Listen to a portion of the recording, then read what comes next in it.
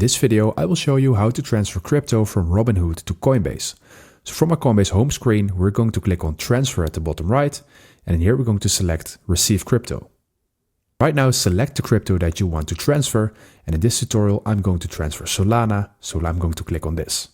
My wallet address has been created, and you can either scan the QR code, or you can click on this icon to copy it to your clipboard. And now we can go to the Robinhood app to insert this wallet address. From our Robinhood home screen, we're going to click on Send.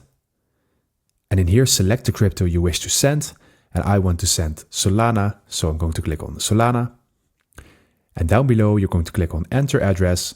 And in here, you're going to paste in the address from Coinbase. And after you click on Continue. Enter the amount you wish to send in here. So I'm going with $0.50. Click on Review. And now you can click on Submit to finalize this transfer. So that is it. We're sending Solana, the transfer is processing, and my balance will be updated after it's confirmed. So let's click on Done.